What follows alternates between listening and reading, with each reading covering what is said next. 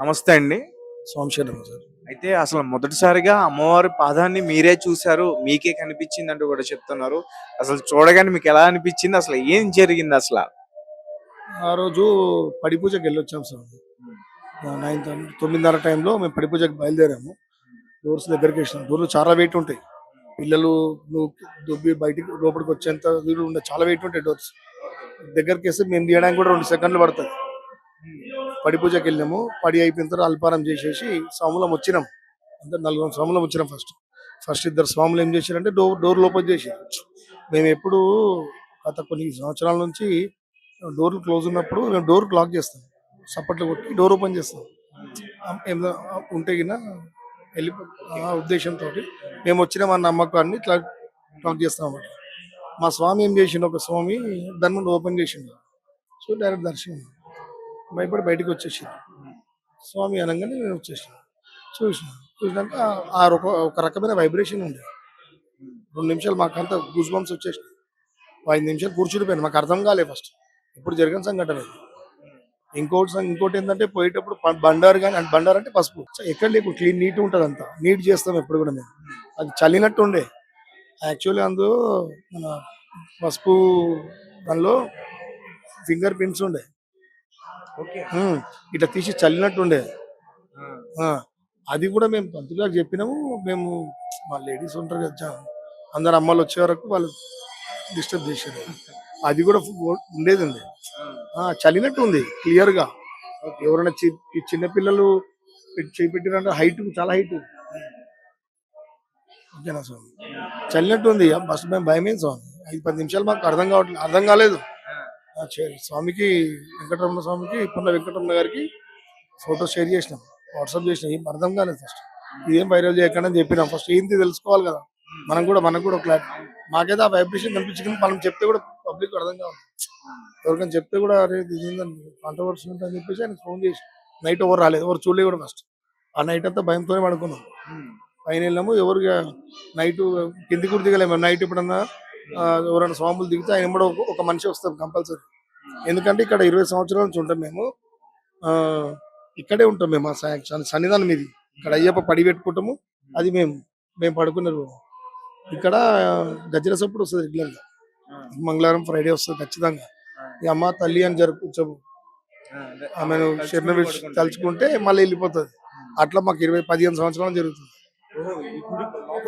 గుడిలో ఇక్కడంతా తిరుగుతుంది అమ్మవారు కంప్లీట్ గా. ఇప్పుడు గజ్జల సప్పుడు దూరమైన కొద్ది ఏ సౌండ్ వస్తుందో, దగ్గరకు వచ్చి ఒక జాగా నిలబడ్డప్పుడు ఏ సౌండ్ వస్తుందో ఇక్కడ జరుగుతుంది రియల్ గా. మీరు ఎప్పుడైనా అబ్జర్వ్ చేయొచ్చు. 1:30కి వచ్చి 2:24 అదృష్టంలో ఎన్నో ఇళ్ళ నుంచి వింటున్నాం మేము. కానీ సాక్షాత్తు దర్శనం అయితే మేము ఫస్ట్ టైం చూసినాం సార్. అంతే కదా.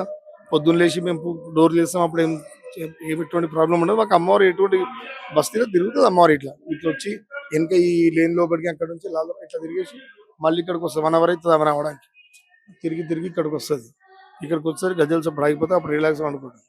అట్లా అమ్మవారిని కొన్ని సంవత్సరాల నుంచి మేము వింటున్నాము. అంటే చూడం కాదంటే వింటున్నాం, సౌండ్ వింటున్నాం. పైన ఎప్పుడైతే మేము సన్నిధానం పైన పెట్టుకున్నామో, అంటే ఇప్పుడు ఇబ్బంది అవుతుంది ఇక్కడ చాలా మంది వస్తుంటారు. ఎప్పుడైతే పైనకి అయితే మా సన్నిధానం చేయింది అప్పటి నుంచి సౌండ్ మంది అయిపోయింది. అది ఏమో మరి ఇన్ని సంవత్సరాల స్వాములకు మరి మళ్ళీ నేను ఉన్నాను ఉనికి చాటుకున్నాను అనుకుంటుందా అమ్మ, ఈ జాగ్రత్తగా అనేసి అలాంటి దర్శనం అయింది స్వామి. అది జరిగిన సంగతి. స్వామి పొద్దున 6 o'clock వచ్చి పూజ చేసుకుని అయినా 5:30కి అట్లా పూజ చేసుకుని వచ్చేసి వచ్చినాక అందరికి అర్థం కాలేదు. ఫస్ట్ అందరు కమిటీ వాళ్ళందరూ పిలిచారు. ఆ టైంలో కూడా అందరూ 100% భయపడదు స్వామి. ఇంకా అది చూసి అర్థమైపోయింది. యాక్చువల్లీ పిక్చర్ మీకు క్లారిటీ అంటే ఫస్ట్ మేము దించిన ఫోటో ఉంటుంది. ఆ టైంలో మేము స్పాట్లో దించిన టైంలో ఇది అన్నమాట యాక్చువల్ ఫోటో. ఇది ఇట్లా క్లోజ్ ఉంటుంది. సో గైస్ చూస్తున్నారు కదా, అమ్మవారు ఫస్ట్ ఫోటో అంటే ఆ పాదం ఫస్ట్ ఫోటో ఇది. సో అంటే కొంతమంది భక్తులు అక్కడ పసుపు చల్లడం వల్ల మారిపోయింది మొత్తం. అండ్ ఈ విజువల్ నా దగ్గర కూడా ఉంది. ఒకసారి నేను మీకు ప్లే చేసే ప్రయత్నం చేస్తాను. అండ్ ఇది ఫస్ట్ ఇట్లా ఉన్నది. ఫస్ట్ వీళ్ళు తీసిన పిక్ ఇది. ఎంత క్లియర్ పిక్చర్, చిన్న అవతారం. ఇంకో విషయం ఏంటంటే అమ్మవారి పాదుకలు ఉంటాయి లోపల గర్భగుడిలో. అవి సైజు ఉన్నాయి పాదాలు సేమ్. మేము ఏం చేసినాం ఫస్ట్ పొద్దున్న కమిటీ మెంబర్స్ అందరూ వచ్చేసరికి మేము అక్కడే ఉన్నాం. పొద్దున్న స్నానం చేసి పూజ చేసుకొని కిందనే ఉన్నాం. ఇక వాళ్ళందరూ పిలిచినాక ఫస్ట్ పంతులు లోపలికి పోయినాక పాదాలు చూసి పాదుకలు ఉంటాయి పూజ చేయడానికి. ఆమె క్లియర్ గా చెప్పింది, నేను చిన్న పాప అవతారం ఉన్నా, మీరేం భయపడకండి, నేను ఉన్నా ఏం పడన్నట్టుగా. సో వాళ్ళు రంగం ఎక్కే అమ్మ ఉంటది, సుశీలమ్మ, అమ్మ భవిష్యాన్ని చెప్తారు. ఆమెను తీసుకొచ్చి ఆమె 2 సెకండ్లు వచ్చేసింది. ఇవన్నీ మేము అంటే సాక్షాత్ మేము చూసినాం లైవ్ దగ్గర నుంచి. అది చెప్తుంటే మాకు ఇట్లా అవుతుంది. అది జరిగిన విషయం అది సార్. నా భవిష్యవాణిలో కొన్ని మంచి విషయాలు తెలిసినాయి అంటూ కూడా చెప్తున్నారు. అండ్ అమ్మవారి యొక్క రూపం కూడా తను తెలియపరిచింది, నేను చిన్నపిల్లని అని చెప్పి. అసలు ఏంటి ఏమేమి చెప్పింది ఒకసారి మా భక్తులందరికీ కూడా అర్థమయ్యేటట్టు చెప్పండి. నిన్న భవిష్యవాణిలో నేనేం చెప్పారంటే అమ్మవారి వయసు 5, 7, 9 ఈ వయసు గల్ల బిడ్డని నేను. నాకు ఇదే రూపం ఈ వయసులో ఉన్న బిడ్డకి ఏ విధంగా అలంకరిస్తారు ఆ విధంగా మాకు అలంకరిస్తుర్రు. అన్ని విధాలుగా నాకు మంచి పూజలు జరుగుతున్నాయి.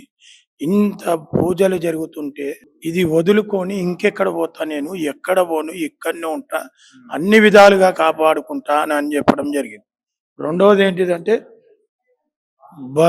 ఆపద వచ్చింది కాబట్టి నేను బయటికి వెళ్ళినాను, కాపాడడానికి బయటికి వెళ్ళినాను.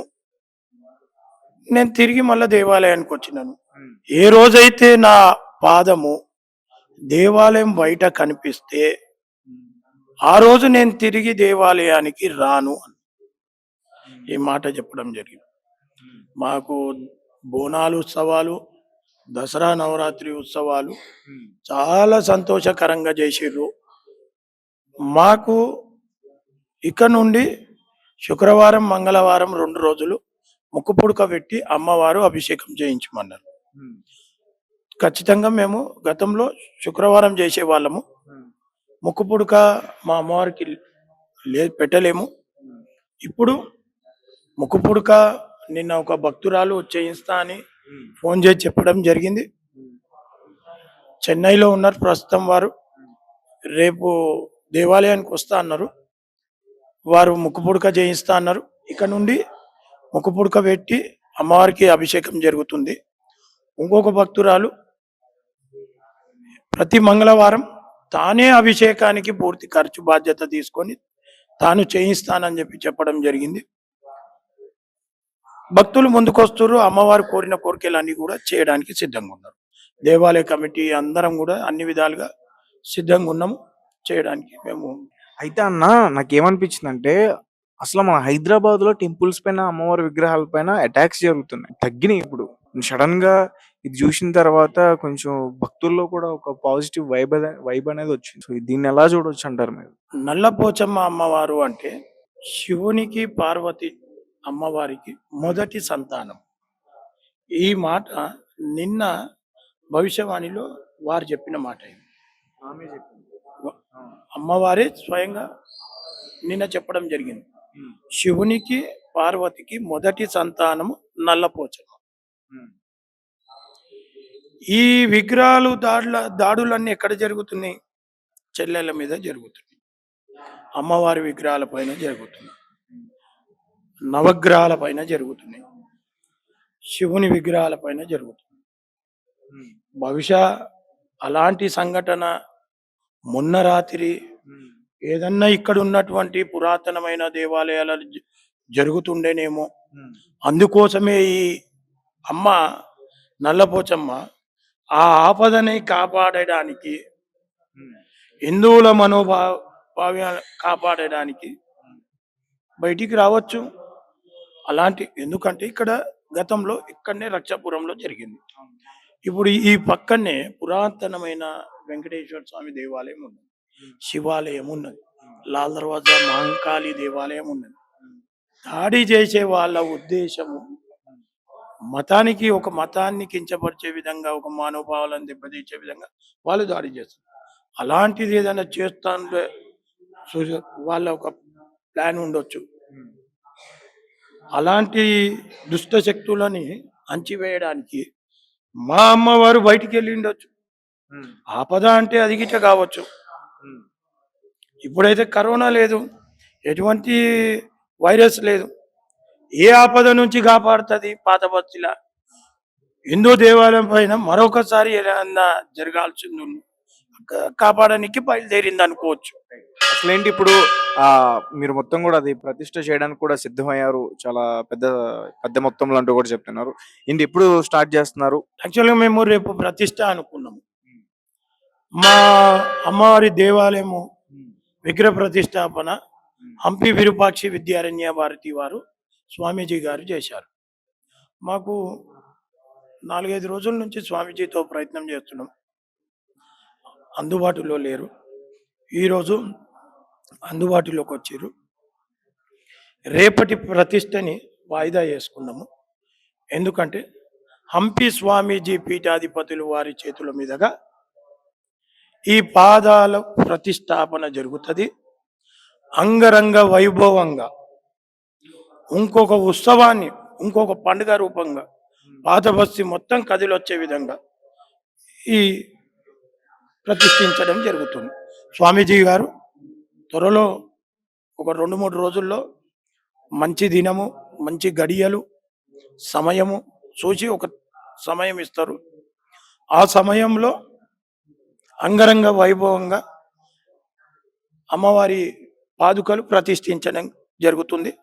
పాదుకలు అన్నీ రెడీ అయిపోయినాయి. వెండి పాదుకలు రెడీ అయిపోయినాయి. ఏర్పాట్లు అన్నీ రెడీ అయినాయి. హంపి పీఠాధిపతి ఎప్పుడు సమయం ఇస్తే అప్పుడు ప్రతిష్ఠించడం జరుగుతుంది. సో గాయస్ చూసారు కదా, ఇది పోచమ్మ అమ్మవారి ప్రఖ్యాత. అండ్ మీ అందరూ కూడా ఇక్కడికి రావాలనుకుంటే ఇది రహల్బార్ బస్ దగ్గర మేకలబండి పోచమ్మ టెంపుల్ అడిగినా ఎవరిని అడిగినా సరే చెప్తారు. అండ్ అందరూ కూడా ఇక్కడికి వచ్చి అమ్మవారిని దర్శించుకోండి. చాలా మనసు ప్రశాంతంగా అనిపిస్తుంది. నేను ఆల్రెడీ ఇది సెకండ్ టైం, నాకు చాలా బాగా అనిపిస్తుంది. మీరు త్వరగా వచ్చి థ్యాంక్ యూ.